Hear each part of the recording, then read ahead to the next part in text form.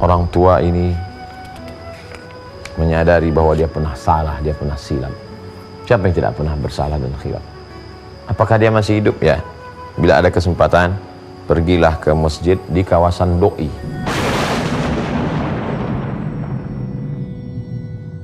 Assalamualaikum warahmatullahi wabarakatuh.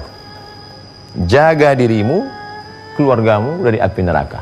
Anjuran ini berawal dari firman Allah Subhanahu wa taala, ya ayyuhalladzina amanu, hai orang-orang beriman, qu anfusakum, jaga dirimu, wa ahlikum, istri dan anakmu, nara, dari api neraka.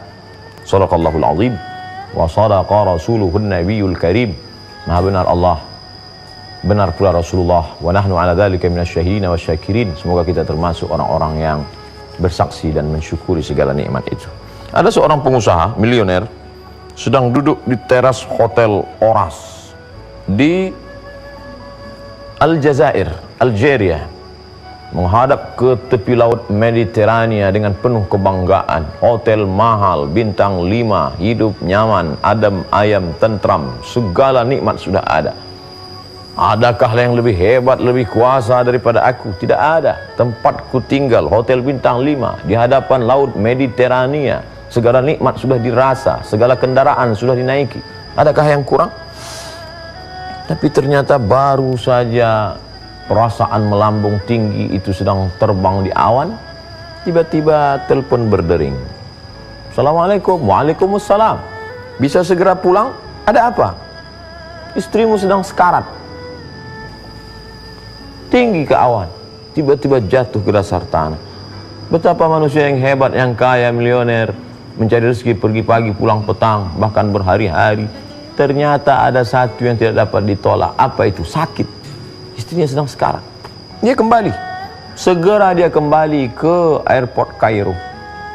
Dari Aljazair terbang sampai di Kairo. Sahabat-sahabat pun datang menemui dengan wajah pucat pasi, sedih.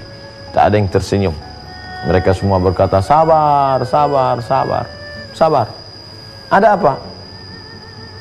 Sabar wahai saudaraku, alladzina idza asabathum musibah, kalau musibah sudah datang, qalu, mereka yang terkena musibah itu akan berkata, inna lillahi wa inna ilaihi raji'un. Mengapa demikian? Istrimu baru saja meninggal dunia. Ya Allah. Begitulah kuasa Allah Subhanahu wa taala. Lalu kemudian apa yang terjadi? Tinggal satu harapan lagi, anak buah hati belayan jiwa. Bagian dari diri yang tak terpisahkan, tidak mungkin akan tercerai-berai dengan anak kandung. Lalu kemudian apa yang terjadi? Mana dia? Kenapa tidak ada sekarang? Dia pun ternyata sekarang sedang berada dalam penjara. Apa penyebabnya? Nanti. Karena satu masalah belum selesai, sudah datang masalah yang baru. Tapi ternyata di balik itu semua ada yang lebih mengerikan lagi. Penyebab kematian ini apa? Kenapa bisa bersimbah darah? Karena dia dibunuh.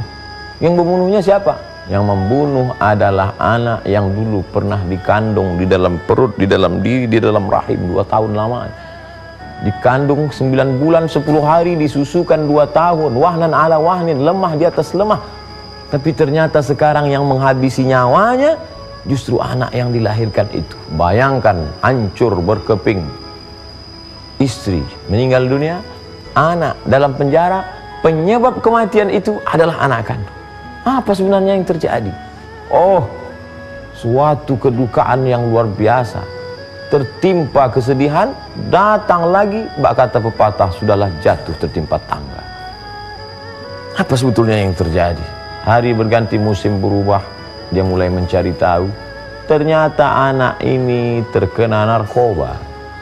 Kalau sudah anak terkena narkoba, heroin, sabu-sabu, tidak ada lagi yang bisa lurus dalam isi kepalanya. Yang ada di kepalanya bagaimana bisa mendapatkan narkoba.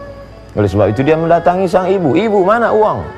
Si ibu tidak lagi mau memberi, karena dia tahu anaknya sudah menjadi seorang pemakai. Lalu kemudian apa yang terjadi? Dia khilaf, dia ambil pisau, dia ancam, beri. Si ibu tetap bertahan tidak, akhirnya dia tusukkan. Dan apa yang terjadi? Si ibu meregang nyawa, berakhir meninggalkan kehidupan dalam keadaan mati. Siapapun akan mati, semua kita akan meninggalkan dunia. Yang jadi masalah bukan matinya, tapi bagaimana cara kita menghadapi kematian, bagaimana cara kita menjalani kematian, dan kematian yang bagaimana yang sedang kita alami. Dan ini terjadi tepat di depan matanya, dan itu terjadi pada saat dia sedang merenungkan keberhasilan, kesuksesan, kehebatan hidup. Tapi hari ini terjadi peristiwa yang luar biasa. Lalu kemudian hidup terus mesti berjalan, jangan sampai hidup terhenti. Maka orang tua ini menyadari bahwa dia pernah salah, dia pernah silap. Siapa yang tidak pernah bersalah dan khilaf? Apakah dia masih hidup? Ya. Bila ada kesempatan, pergilah ke masjid di kawasan Doi, Kairo. Nanti di sana ada satu masjid. Begitu diriwayatkan oleh Syekh Mahmud Al-Misri.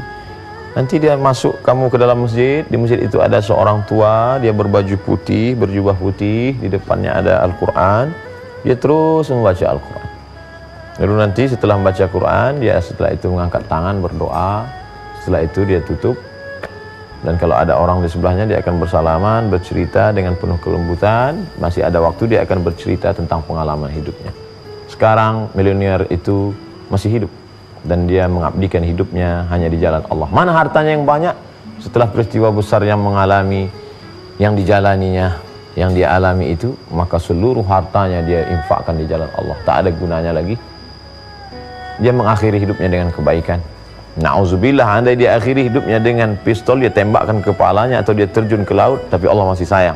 Duniamu dulu pernah kau khilaf salah, di akhir hidupmu engkau tetap dapat kebaikan. Di akhirinya hidupnya dengan sholat berjamaah ke masjid. Semua hartanya dia berikan ke jalan Allah. Jangan sampai kita masuk ke dalam lubang dua kali. Kita ambil pelajaran dari kisah ini. Mudah-mudahan bermanfaat. Terima kasih. Wassalamualaikum warahmatullahi wabarakatuh.